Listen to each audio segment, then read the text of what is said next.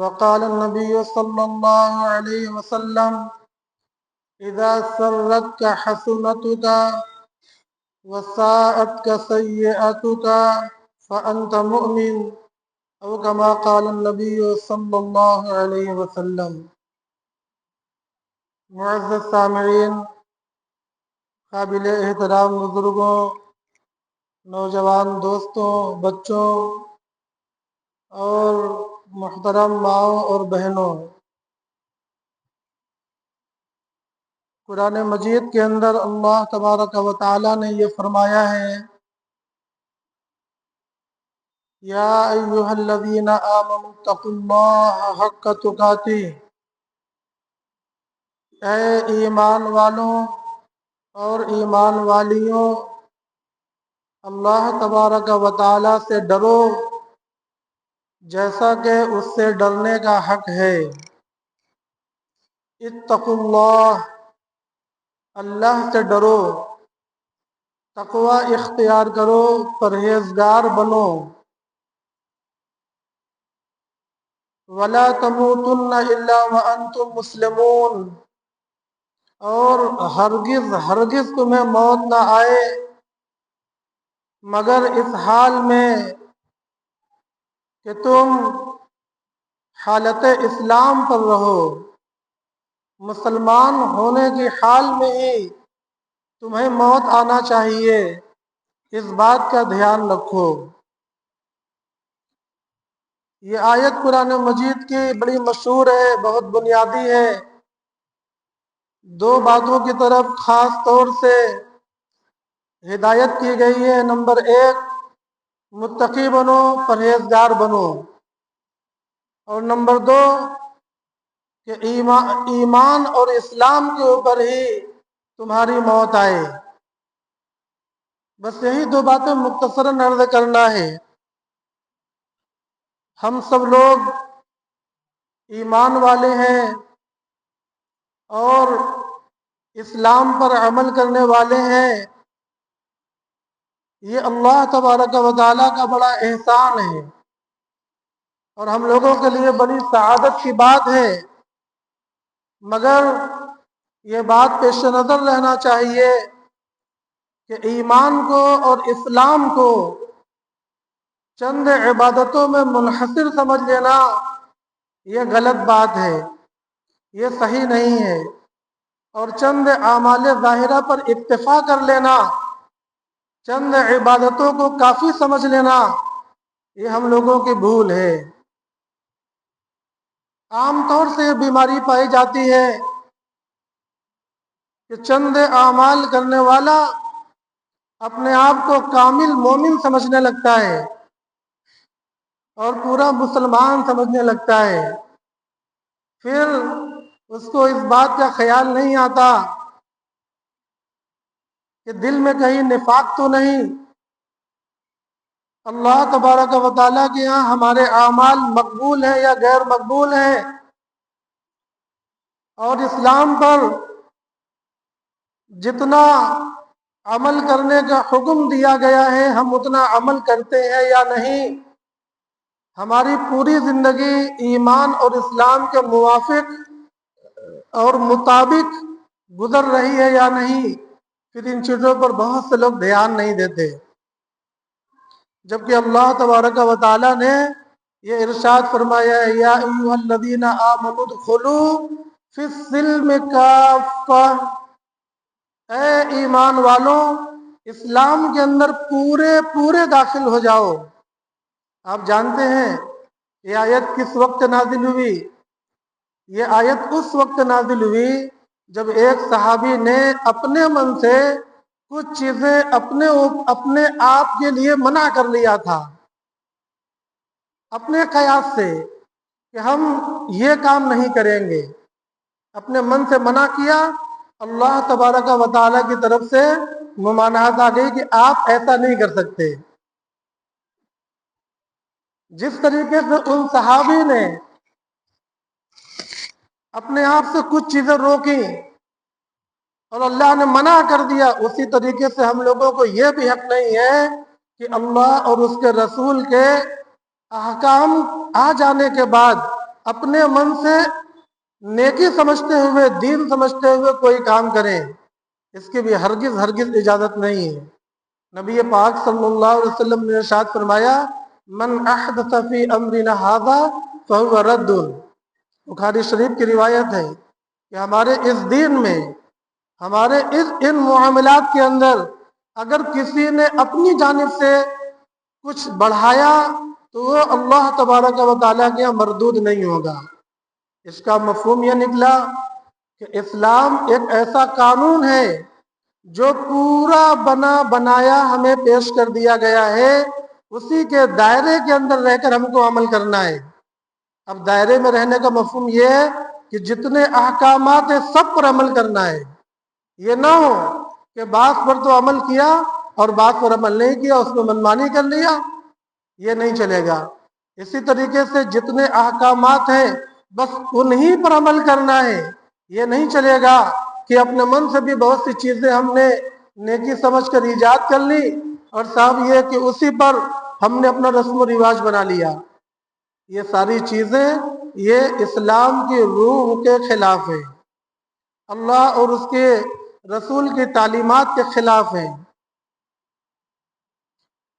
صحیح اسلام پر، شریعت پر، اللہ کے نبی صلی اللہ علیہ وسلم کے لائے ہوئے دین پر صرف عمل کرنا ہے۔ اس کے علاوہ اور کوئی چیز اللہ تبارک و تعالیٰ کے ہاں قابل قبول نہیں ہوگی بلکہ قابل مواخذہ ہوگی۔ یہ ایک تمہیدی بات ہے۔ دوسری بات، اللہ نے یہ ارشاد فرمائی، اتقوا اللہ۔ قرآن مجید میں بے شمار جگہ، سینکڑوں جگہ سے زیادہ اللہ تبارک و تعالیٰ نے ایمان والوں کو تقوی حاصل کرنے کی بات کہی ہے۔ جس طریقے سے نماز فرض ہے، روزہ، زکوٰۃ اور حج فرض ہے، بالکل اسی طریقے سے اللہ تبارک و تعالیٰ نے پوری دنیا کے مسلمانوں پر حصول تقوی فرض قرار دیا ہے۔ حصول تقوی فرض قرار دیا ہے۔ تقوی کیا ہے؟ تقوی کیا ہے؟ نماز تو جانتے ہیں، روزہ حج بھی جانتے ہیں، لیکن تقوی کا مفہوم شاید ہم لوگوں کے ذہن سے نکل جاتا ہے۔ تو توجہ کے ساتھ سنیے، یہ اللہ تبارک و تعالیٰ کا مطالبہ ہے۔ اگر ہم اس کو پورا کرتے ہیں تو اللہ کے حکم کو پورا کرتے ہیں جو قرآن مجید میں نازل ہوا ہے۔ نبی پاک صلی اللہ علیہ وسلم کی منشا پوری کرتے ہیں جو آپ نے صحابہ کو سکھلایا اور جو امت کے اندر آپ چھوڑ کر گئے ہیں۔ اور اگر ہم اس کو پورا نہیں کرتے تو سب سے پہلے اللہ کے حکم کو توڑتے ہیں۔ کتنی جگہ ہے، یا ایھا الذین آمنوا اتقوا اللہ وقولوا قولا سدیدا، یا ایھا الذین آمنوا اتقوا اللہ ولتنظر نفس ما قدمت لغد واتقوا اللہ۔ مختلف انداز میں سینکڑوں جگہ پر اللہ تبارک و تعالیٰ نے حصول تقوی کی بات کہی ہے۔ تقوی کسے کہتے ہیں؟ تقوی کہتے ہیں جن حکموں کو اللہ تبارک و تعالیٰ نے دیا ہے قرآن میں یا رسول اللہ صلی اللہ علیہ وسلم کے واسطے سے احادیث مبارکہ میں، اللہ تبارک و تعالیٰ کے احکام، ان پر عمل کرنا۔ بہت سے احکام ہیں، ہر شعبے کے اندر احکام ہیں، پیدائش سے لے کر موت تک احکام ہی احکام ہیں۔ ان احکام پر نبی پاک صلی اللہ علیہ وسلم کے طریقے پر عمل کرنا، یہ تقوی ہے۔ مگر یہ پورا تقوی نہیں ہے، ابھی بات آدھی ہے۔ پوری بات کیا ہے؟ جن چیزوں سے اللہ اور اس کے رسول نے منع کیا ہے ان چیزوں سے رک جانا، جن چیزوں کا حکم دیا ان کو کرنا اور جن چیزوں سے روکا اس سے رکنا۔ جب یہ دونوں چیزیں پائی جائیں گی تب یہ کیا ہوگا؟ تقوی ہوگا۔ اور جو کرتے کرتے اس کا عادی ہو جائے، کثرت کے ساتھ ایسا کرنے لگے کہ اپنے دن رات کے کاموں میں وہ اللہ کے احکام کا دھیان رکھتا ہے اور دنوں رات گناہوں سے بچنے کا اہتمام کرتا ہے، تو یہی بندہ متقی ہے۔ اور کامیابی، مرنے کے بعد کامیابی، اللہ تبارک و تعالیٰ کے ہاں کامیابی، یہ صرف متقیوں کے لیے ہے، یہ صرف متقیوں کے لیے ہے۔ قرآن مجید نے بارہا اس بات کو علی الاعلان بیان کیا ہے، والعاقبۃ للمتقین۔ اس کا ترجمہ ہے اچھا انجام متقیوں کے لیے ہے، اور جو لوگ تقوی اختیار نہیں کرتے ان کے لیے بڑی وعیدیں بھی ہیں۔ تقوی کے کچھ اجزاء ہیں، مختلف اجزاء پر مختلف وعیدیں ہیں۔ کہیں پر اللہ تبارک و تعالیٰ نے یہ فرمایا کہ جو میرے ذکر سے اعراض کرے گا، ذکر مانے یاد کرنا، اللہ کی یاد سے غافل ہو جاتا ہے۔ کب غافل ہوتا ہے؟ نماز میں بھی غافل ہوتا ہے، اور نماز کے علاوہ 24 گھنٹے میں ہر وقت یہی حکم لاگو ہے۔ یہاں تک کہ آدمی جب تجارت کرے، جب کسی سے بات چیت کرے، جب دنیا کے دوسرے کاموں میں مشغول ہو، اس وقت بھی اللہ کا ذکر کرتے رہنا ہے، ایسی عادت پڑا لینا۔ اور فرمایا کہ جو میرے ذکر سے غافل ہوگا ہم اس کو تنگی کی زندگی میں مبتلا کر دیں گے۔ اور فرمایا جو ایمان لائے گا اور اعمال صالحات کرے گا تو ہم اسے حیات طیبہ عطا کر دیں گے، اور آخرت میں بھی اس کو بہترین بدلہ عطا فرما دیں گے۔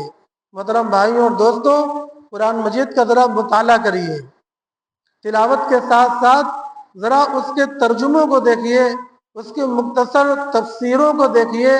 اللہ تبارک و تعالی اپنی اس مقدس اور عظیم کتاب کے اندر ہم سے کیا چاہ رہے ہیں، اس کا خلاصہ بیان کیا جا رہا ہے کہ جو چیز اللہ تبارک و تعالی چاہ رہے ہیں اس کا خلاصہ ہے تقوی۔ تقوی کو ہم لوگ اردو میں پرہیزگاری بولتے ہیں۔ ایک شکایت ہے مجھے اپنے لوگوں سے کہ ہم لوگ متقی اس آدمی کو سمجھ لیتے ہیں جس پر متقی کا معنی فٹ نہیں ہوتا، اس کو متقی سمجھتے ہیں۔ مثلا کون آدمی؟ ایک آدمی جو 5 وقتہ نماز کا پابند ہے اور کرتا ٹوپی داڑھی وغیرہ پابند ہے، بس اتنا دیکھ کر ہم لوگ سمجھتے ہیں کہ وہ متقی ہے۔ ایسا آدمی عبادت گزار ہے، اس کو عبادت گزار بولیں گے، اس کو متقی نہیں بولیں گے۔ کہاں سے یہ بات آ گئی؟ حضرت عمر رضی اللہ تعالی عنہ کے پاس ایک آدمی گیا اور اس نے بہت تعریف کی ایک شخص کی۔ حضرت عمر رضی اللہ تعالی عنہ نے پوچھا کہ تم اس کی اپنی تعریف کر رہے ہو، اس کو بہت پرہیزگار اور متقی بتا رہے ہو، تو ذرا یہ بتلاؤ کہ تم نے اس کے ساتھ کبھی سفر کیا ہے؟ انہوں نے کہا نہیں۔ انہوں نے کہا تمہاری اس کے ساتھ رشتہ داری ہے؟ کہا نہیں۔ اس کے ساتھ مالی معاملہ کیا ہے؟ وہ آدمی کہنے لگا نہیں۔ تب حضرت عمر رضی اللہ تعالیٰ عنہ نے پوچھا کہ پھر تم کیسے یہ سمجھ گئے کہ وہ متقی ہے؟ کہنے لگا حضرت وہ مسجد کا بڑا پابند ہے، بہت نماز پڑھتا ہے، بڑی نوافل پڑھتا ہے، بہت تسبیحات پڑھتا ہے، بہت تلاوتیں کرتا ہے۔ حضرت عمر رضی اللہ تعالیٰ نے فرمایا ان کاموں کے کرنے کی وجہ سے وہ عبادت گزار ہوگا، وہ متقی نہیں ہوگا۔ ان کاموں کے کرنے کی وجہ سے وہ عبادت گزار تو ہوگا، وہ متقی نہیں ہوگا۔ تقوی کا معنی کچھ اور ہے۔ عبادتوں کے ساتھ ساتھ اپنی یہ 24 گھنٹے کی دنیاوی زندگی میں جس میں کیا چیزیں ہیں؟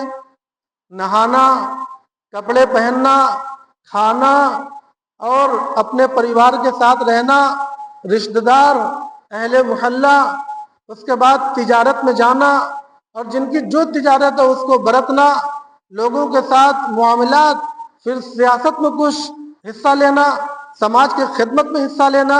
ان تمام کے اندر اللہ تبارک و تعالیٰ کے کچھ احکامات ہیں، شریعت کے کچھ اصول ہیں۔ ان احکامات پر عمل کرتے ہوئے ان کاموں کو کرنا، ان کو چھوڑ کر نہیں۔ اگر ان پر عمل کرتے ہوئے ان کاموں کو کر رہا ہے تو وہ متقی ہے، اور چھوڑ کر رہا ہے تو وہ متقی نہیں ہے۔ اسی طریقے سے ان تمام چیزوں کو جو میں نے بتلایا، ان میں ایک اور چیز ہے، کچھ پرہیز بتلایا گیا ہے، کھانے میں، پہننے میں، سونے میں، بیٹھنے میں، تھوکنے میں، استنجا کرنے میں، ہر جگہ کچھ پابندیاں بتلائی گئی ہیں، کچھ پرہیز بتلایا گیا ہے۔ ان پرہیز کو برتنا، جس طریقے سے شریعت نے بتایا اس کے مطابق کرنا، یہ تقوی کا آدھا حصہ ہے۔ کرنا اور چھوڑنا، ان دونوں کے مطابق جب بندہ عمل کرے گا تو وہ متقی کہلائے گا، ورنہ وہ متقی نہیں ہوگا۔ وہ عبادت گزار تو ہو سکتا ہے مگر متقی نہیں ہوگا۔ نبی پاک صلی اللہ علیہ وسلم نے ایک جگہ ارشاد فرمایا،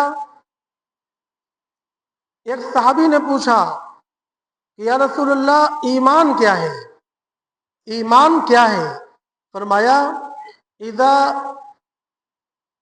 سرت کا حسنت ہوگا، اذا سرت کا حسنت ہوگا، جب نیک کام کرنے کی وجہ سے تمہیں خوشی حاصل ہو، تمہاری طبیعت میں اطمینان ہو جائے، طبیعت میں سرور آ جائے، وَسَاءَتْ کا سیئات کا، اور جب کوئی گناہ ہو جائے، کوئی معصیت ہو جائے، کوئی برا کام سرزد ہو جائے تو تمہیں اس سے تکلیف پہنچے، اس سے تمہیں تکلیف پہنچے، فَأَنْتَ مُؤْمِنٌ، تو سمجھو اس وقت تم مومن ہو۔ یہ بات معمولی نہیں ہے، یہ بہت اہم ترین بات ہے۔ ہم لوگ اپنے آپ کا محاسبہ کریں، ذرا اپنے گریبانوں میں جھانکیں، اپنے اعمال کا ذرا جائزہ لیں، اپنے ایمان کا جائزہ لیں۔ کیا ہماری کیفیت ایسی ہے کہ نیکیوں سے ہمیں خوشیاں حاصل ہوتی ہوں؟ کیا ہمیں ایسا ہے؟ محترم بھائیوں اور دوستوں، یہ معمولی باتیں نہیں ہیں۔ صرف کہہ دینے سے اور سن لینے سے وہ چیز کبھی بھی حاصل نہیں ہو سکتی، یہ بات بالکل صاف ہے۔ ہر کام کے پیچھے محنت ہوتی ہے، اور محنت کرنے کے بعد آدمی کچھ اس کے اندر کمال حاصل کرتا ہے، اس کے اندر کچھ کیفیت آتی ہے۔ بغیر محنت کے تو دنیا کے بھی کسی کام میں کوئی کیفیت نہیں آتی، کوئی کمال نہیں ہوتا، تو دین کے کام میں کیسے آئے گا؟ دین کے اندر بھی وہی اصول ہے جو دنیا کے اندر اصول ہے۔ ہم لوگ بھی نیکیاں کرتے ہیں، لیکن مجھے بتلاؤ کہ کتنے ایسے لوگ ہیں جن کی طبیعت ایسی بن گئی ہے کہ اگر وہ 2 رکعت نماز پڑھ لیں تو گویا جیسا لگتا ہے سب بوجھ اتر گیا، نہایت خوشی۔ اگر کوئی نیک اعمال ہو جائے تو اندر اندر وہ خوش ہو جاتے ہیں، دنیا کا غم بھول جاتے ہیں۔ نماز تو ہم سب پڑھتے ہیں، مگر صرف پڑھتے ہیں، اس کے ساتھ کوئی ایسی کیفیت نہیں ہے جو کیفیت شریعت کے اندر مطلوب ہے۔ اسی طریقے سے برائی، یہ تو زیادہ اہم حصہ ہے۔ برائی یہ زیادہ اہم حصہ ہے۔ جب کوئی برائی ہو جائے، کوئی خلاف شرع کام ہو جائے تو ہماری طبیعت کے اندر تکدر پیدا ہوتا ہے، بوجھ پڑتا ہے؟ بوجھ نہیں پڑتا۔ صحابہ کرام رضی اللہ عنہ مجمعین کا کیا حال تھا؟ ایک حدیث میں نبی پاک صلی اللہ علیہ وسلم نے فرمایا، مومن کے صفات بیان کرتے ہوئے، کہ جب اس سے کوئی گناہ ہو جاتا ہے تو اس کو ایسا محسوس ہوتا ہے گویا اس کے سر پر کوئی پہاڑ کا بوجھ رکھ دیا گیا ہے، جس کے تحت وہ دبا چلا جا رہا ہے۔ یہ ایمان کی کیفیت کا بیان ہو رہا ہے، یہ ایمان کی کیفیت کا بیان ہو رہا ہے۔ ہمارے اندر یہ کیفیت نہیں ہے۔ جب یہ کیفیت نہیں ہے تو پھر ہمارے ایمان کے اندر کمزوری ہے۔ یہ جو صحابی نے پوچھا یا رسول اللہ مل ایمان، ایمان کیا ہے؟ اور اللہ کے نبی نے یہ جواب دیا، اذا سرت کا حسنتک وساءت کا سیئتک فانت مؤمن۔ اس میں جو ایمان کا سوال ہے وہ ایمان کی حقیقت کے بارے میں نہیں ہے کہ ایمان کی ڈیفینیشن کیا ہے، ایمان کس کو کہتے ہیں، اس چیز کا سوال نہیں ہے، بلکہ اس بات کا سوال ہے کہ ہم کیسے پکڑیں اپنے آپ کو، ہم کیسے پرکھیں اپنے آپ کو، کیسے پہچانیں گے کہ ہمارے اندر ایمان کیسا ہے؟ وہ پرکھنے کا آلہ دیا ہے نبی پاک صلی اللہ علیہ وسلم نے، پرکھنے کا پیمانہ دیا ہے کہ اس طریقے سے پرکھنا۔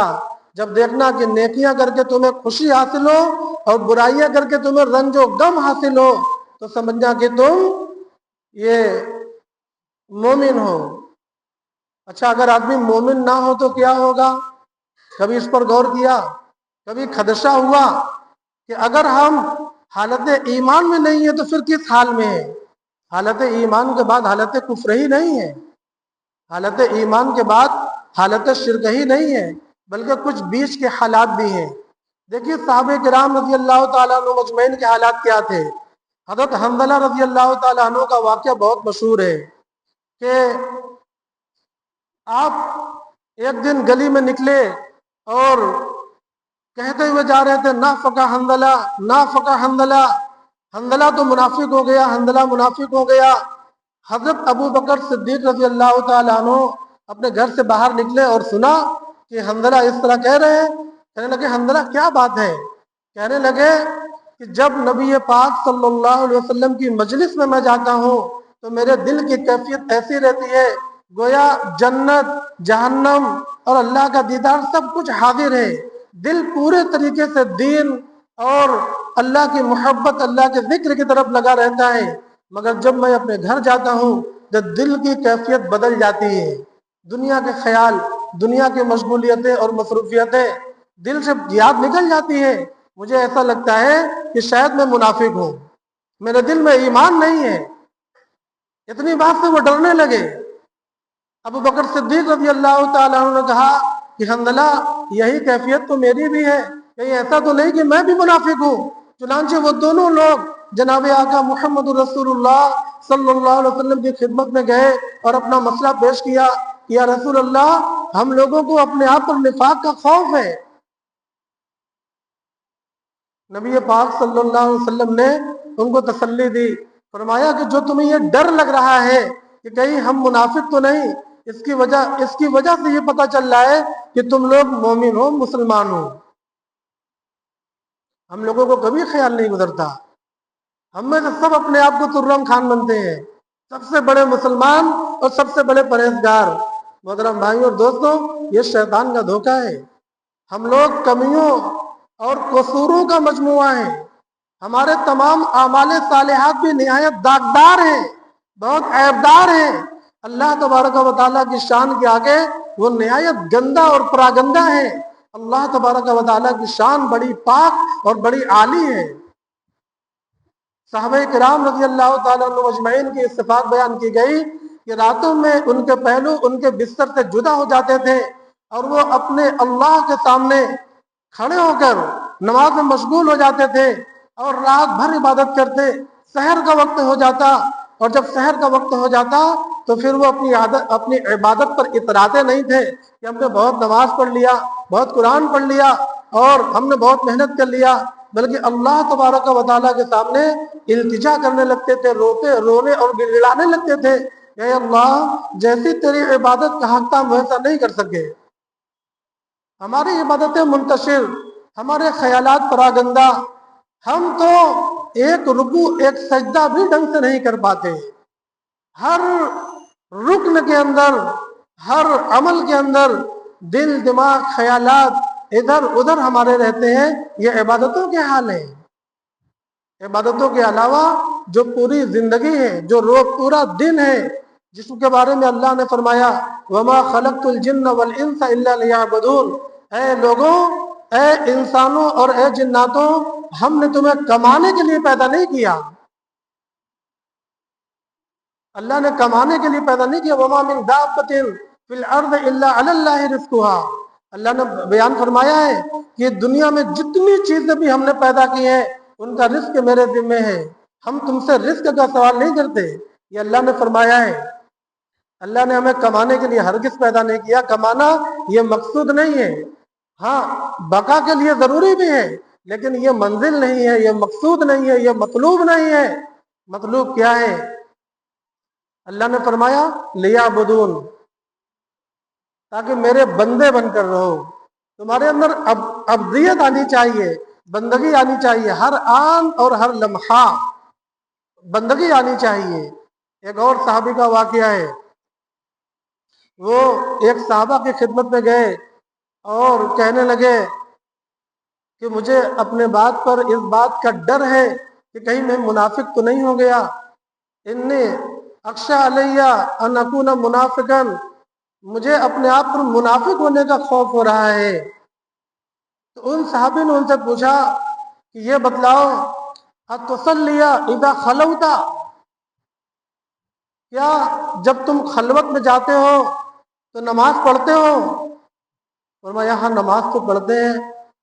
فرمایا جب تم سے کوئی گناہ سرزد ہو جاتا ہے تو فوراً توبہ کرتے ہو؟ کہنے لگے ہاں فوراً توبہ تو کر لیتے ہیں۔ فرمایا تب تم مومن ہو، تب تم مومن ہو۔ دیکھیے اس پر بھی توجہ دیجیے، نماز مسجد میں سب لوگ پڑھتا ہے، اور وہ صحابی تھے وہ بھی پڑھتے تھے، مگر ایمان کا پیمانہ اس کو قرار نہیں دیا۔ یہ پوچھا حل تصلی اذا خلوت، جب تم تنہائی میں جاتے ہو اس وقت نماز پڑھتے ہو؟ اس کا معنی یہ ہوا کہ مسجدوں میں جو ہم لوگ نماز پڑھنے جاتے ہیں اس سے وہ پیمانہ نہیں ہے، آدمی الگ الگ مقصد سے جاتا ہے۔ کچھ لوگ تو اس لیے جاتے ہیں کہ بھیا ہم عالم ہیں، ہم حافظ ہیں، نہیں جائیں گے تو لوگ کیا کہیں گے، اس لیے وہ جانے لگے اور جاتے جاتے عادت پڑ گئی۔ ہر وقت ڈر لگتا ہے کہ اگر نہیں جائیں گے تو محلے والے کیا کہیں گے، عزت میں کمی آ جائے گی۔ کچھ لوگ سمجھتے ہیں ہم حافظ ہیں، نہیں جائیں گے تو کیا ہوگا۔ کچھ لوگ یہ سمجھتے ہیں کہ ہم محلے کے ذمہ دار آدمی ہیں، ہم کو جانا ہوگا، نہیں جائیں گے تو ساتھی لوگ کیا کہیں گے، لوگ کیا کہیں گے۔ اکثر حالات ایسے ہی ہیں، بلا شک و شبہ اس سے اخلاص کا پیمانہ معلوم نہیں ہوتا۔ اخلاص کا پیمانہ کب معلوم ہوگا کہ آدمی جب خلوت میں ہے، تنہائی میں ہے، رات ہو یا دن، اور اللہ تبارک و تعالیٰ کی یاد میں بے قرار ہو جائے، اٹھ کر 2 رکعت کی نیت باندھے اور بہترین نماز پڑھے، اچھی نماز پڑھے۔ یہ ہے پیمانہ۔ اس کا مطلب یہ ہے کہ یہ اللہ سے ڈرتا ہے، یہ اللہ سے محبت رکھتا ہے، یہ اللہ سے لگاؤ رکھتا ہے، اس لیے جب اللہ کے سوا کوئی نہیں دیکھ رہا ہے اس وقت بھی یہ اللہ کے سامنے کھڑا ہو رہا ہے۔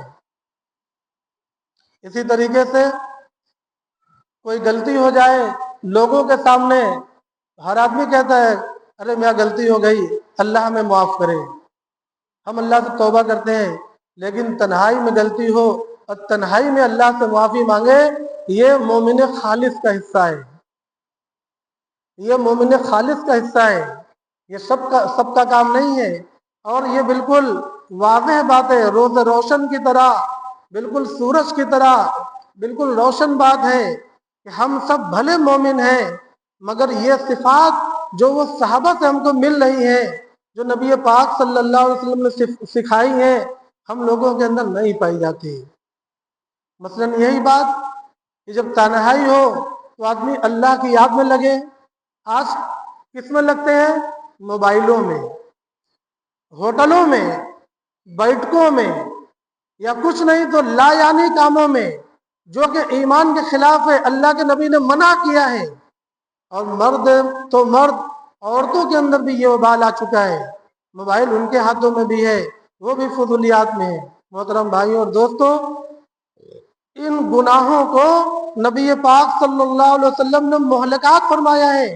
ایک جگہ حضرت عائشہ رضی اللہ عنہ نے فرمایا ایاک والمحقرات الذنوب، اے عائشہ تم ان گناہوں کو ہلکا مت سمجھنا جو بظاہر بہت چھوٹے چھوٹے گناہ معلوم ہو رہے ہیں۔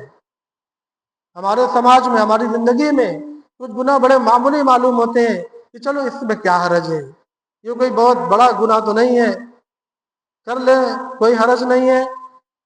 صحابہ کرام رضی اللہ عنہ مجمعین فرماتے ہیں اپنے بعد والے لوگوں سے، اپنے شاگردوں سے، کہ آج جن گناہوں کو تم لوگ معمولی سمجھ کر رہے ہو، نبی پاک صلی اللہ علیہ وسلم کے زمانے میں ہم ان کو مہلکات میں شمار کرتے تھے، یعنی ان گناہوں میں شمار کرتے تھے جو دنیا اور آخرت کو ہلاک و برباد کر دیتی ہیں۔ اس لیے محترم بھائیوں اور دوستوں، چھوٹے گناہ کو بھی گناہ نہیں سمجھنا چاہیے، اس کو بھی بڑا گناہ ہی سمجھنا چاہیے۔ یہ جو چند باتیں عرض کی جا رہی ہیں، یہ ایمان، اسلام اور حصول تقوی کی چند باتیں بیان کی جا رہی ہیں، جس کا خلاصہ یہ ہے کہ بھائی ہمیں سے ہر ایک کو دنیا سے چلے جانا ہے. کوئی ہمیشہ رہنے کے لیے نہیں آیا، کوئی ہمیشہ باقی نہیں رہے گا. آج کسی کا انتقال ہوا، کل کسی اور کا ہوا تھا، پھر کل کسی اور کا انتقال ہوگا. ایک دن ہمارا اور آپ کا بھی نمبر آئے گا، اور اپنے اجل کا وقت کسی کو معلوم نہیں ہے، کون پہلے دنیا سے جائے گا اور کون بعد میں دنیا سے جائے گا، کسی کو معلوم نہیں ہے. مگر اتنا سب کو معلوم ہے، کل نفس ذائقۃ الموت، یہ سب کو معلوم ہے، ہر ایک کو موت کا مزہ چکھنا ہے. اللہ تبارک و تعالیٰ کے ہاں لوٹ کر جانا ہے، اور اللہ کے ہاں لوٹ کر جانے کے بعد وہاں ہر عمل کا حساب و کتاب ہوگا، چھوٹے سے چھوٹا عمل اور بڑے سے بڑا عمل. اس کے بعد آدمی ایسا پچھتائے گا، ایسا پچھتائے گا، مگر وہاں کوئی چیز کام نہیں آئے گی. آدمی چاہے گا کہ ہم اللہ کو سب کچھ فدیہ میں دے دیں، دنیا اور مافیہ اٹھا کر اللہ کو فدیہ میں دے دیں، لیکن وہاں کوئی فدیہ تو قبول نہیں کیا جائے گا.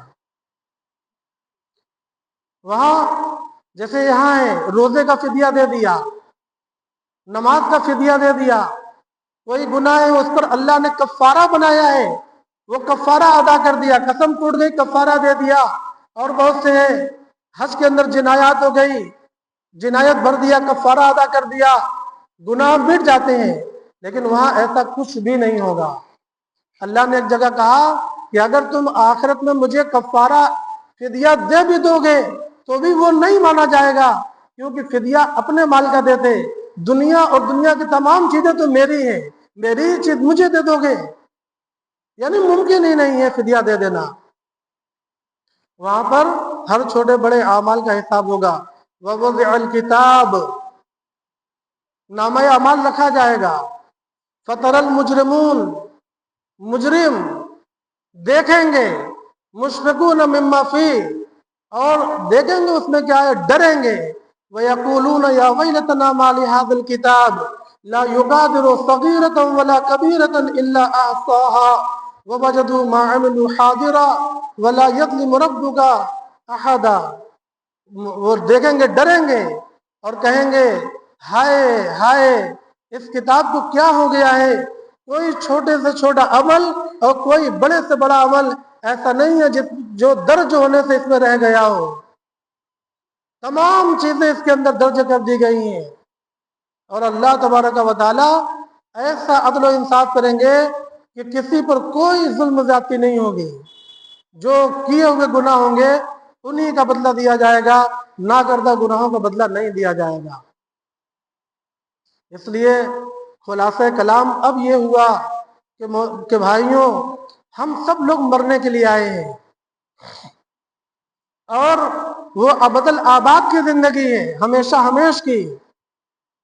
یہ دنیا اور یہ دنیا کی ساری چیزیں، یہ ساری رشتہ داریاں سب کچھ ہم سے چھوٹ جائیں گے، کچھ بھی ساتھ جانے والا نہیں ہے.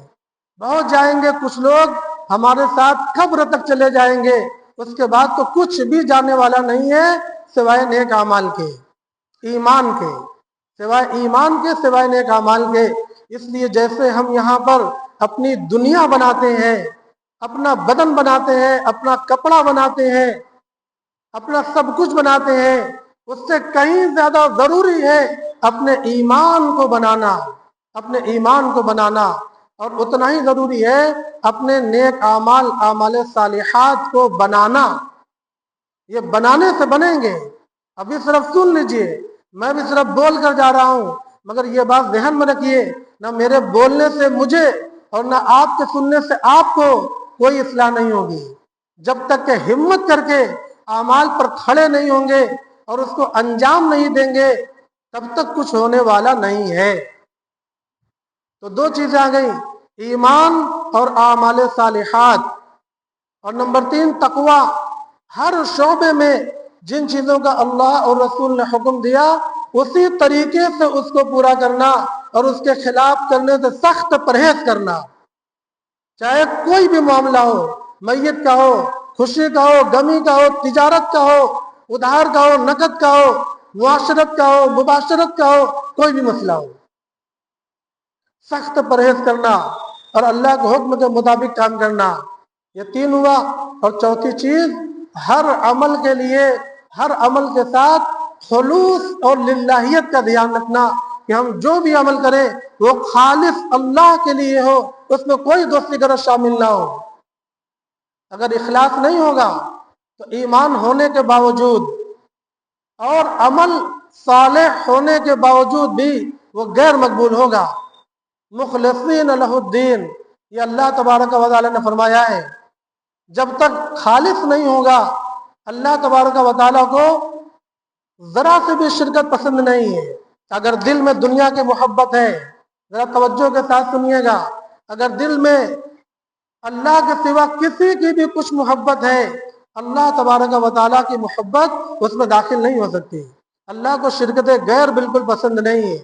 اس لیے جو لوگ یہ چاہتے ہیں کہ ہمارے دل میں صرف اللہ تبارک و تعالیٰ کی محبت ہو، تو ان کے لیے لازم یہ ہے کہ اپنے دل کو غیر اللہ کی محبت سے پہلے خالی کریں۔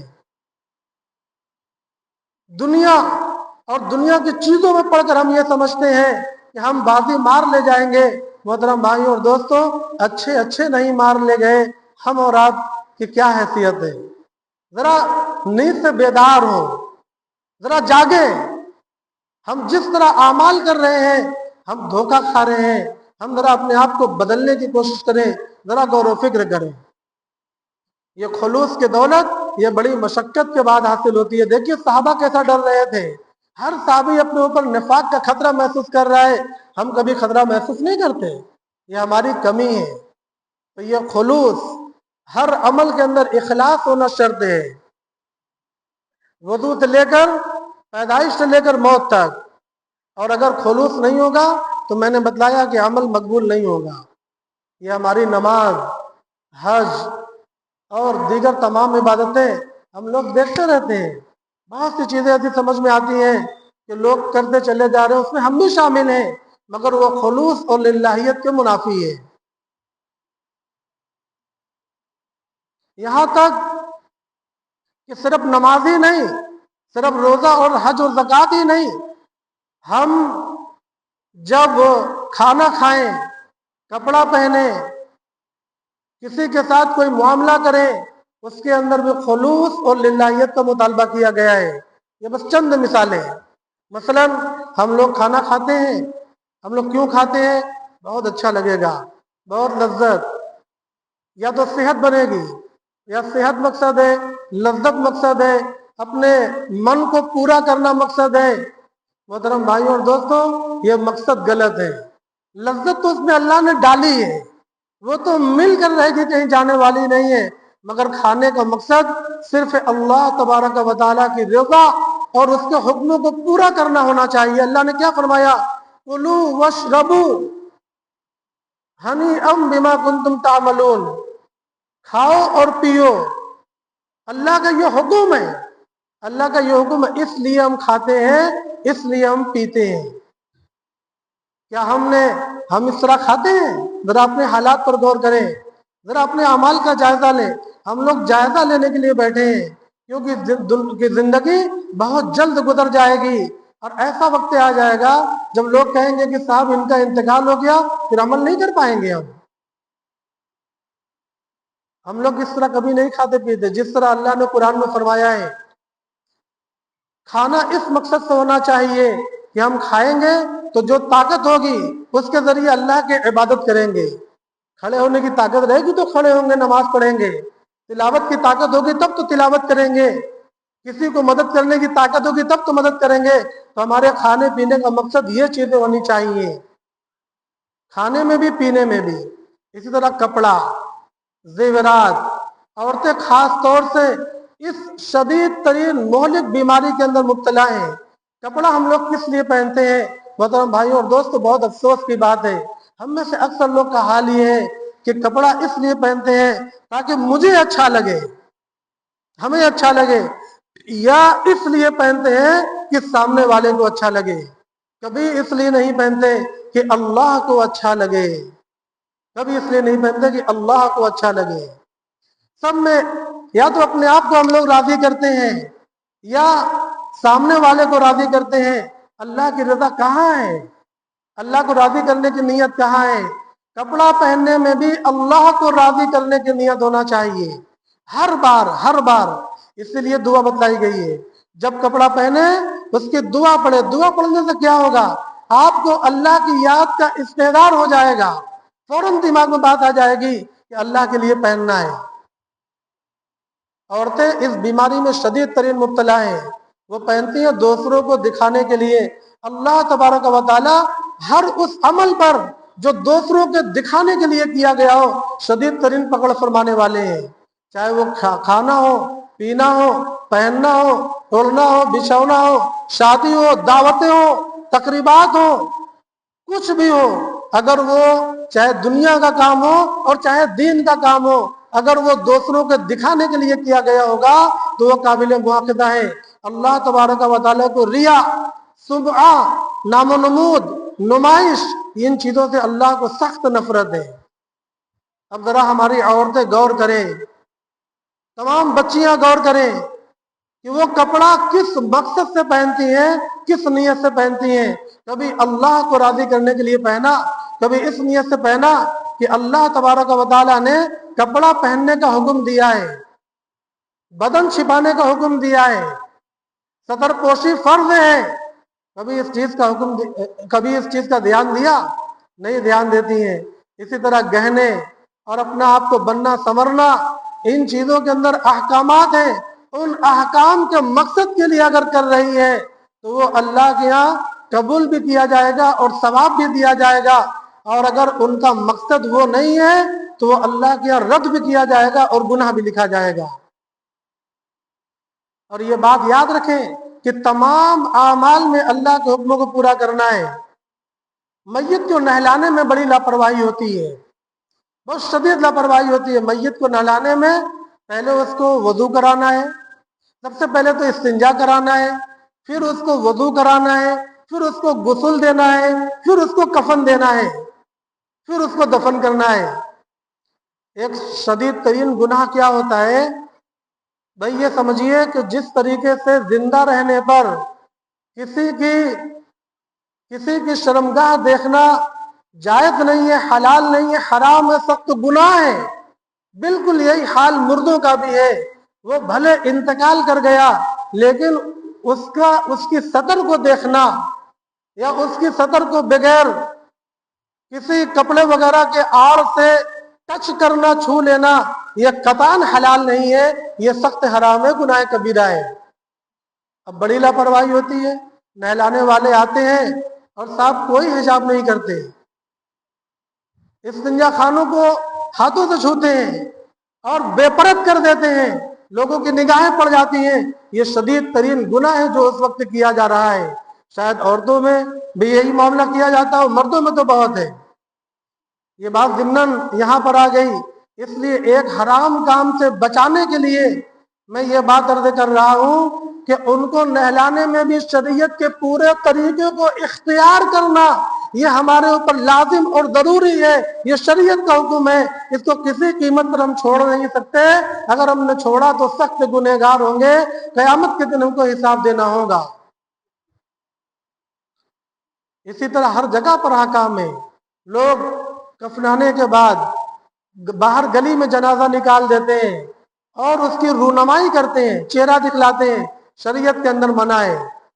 خصوصاً ان کا چہرہ جن میں کچھ تغیر آ گیا، کالا پڑ گیا، چہرہ بدل گیا، ان کا دکھانا صرف منع نہیں ہے، وہ شدید ترین حرام ہے۔ دیکھنے کے بعد اگر آپ نے دیکھا اور کہیں جا کر بیان کر دیا کہ ارے اس کا چہرہ تو بالکل کالا پڑ گیا تھا، یہ غیبت ہے۔ غیبت بھی حرام ہے، ہم سب جانتے ہیں۔ تمام جگہوں پر میں بتلانا یہ چاہتا ہوں کہ شریعت کے احکامات ہیں، ان احکامات پر عمل کرنا ہی اسلام اور ایمان ہے، اور ان کو چھوڑنا یہ نفاق ہے، یہ فسق و فجور ہے، یہ گناہ کا کام ہے۔ اور اگر ہم ایمان و اسلام پر جیے تو آخرت کے اندر کامیاب ہوں گے، اور اگر ہم ان کو چھوڑ کر جیے، محترم بھائیوں اور دوستوں، موت تو ایک دن آنا برحق ہے اور ہم آخرت کے اندر ناکام ہو جائیں گے۔ نہ قبر میں سکون ملے گا، نہ حشر میں سکون ملے گا، نہ اللہ تبارک و تعالیٰ کے پاس جانے کے بعد ہم کامیاب ہو پائیں گے۔ آج کی مجلس میں بس اتنی ہی بات عرض کرنا ہے۔ نمبر 1، ایمان کا جائزہ لیں، اپنے ایمان کو مکمل درست کریں۔ نمبر 2، اپنے اعمال صالحات کا جائزہ لیں اور سنت نبوی کے مطابق اس کو درست کریں۔ نمبر 3، تقوی کا ہر جگہ خیال رکھیں، دین کے کام میں بھی اور دنیا کے کام میں بھی، اور پرہیزگاری کا سخت دھیان رکھیں، پرہیزگاری کا سخت دھیان رکھیں۔ اور نمبر 4، ہر عمل کو خالص اللہ کے لیے کریں، گناہوں سے سخت پرہیز کریں۔ وآخر دعوانا الحمدللہ رب العالمین۔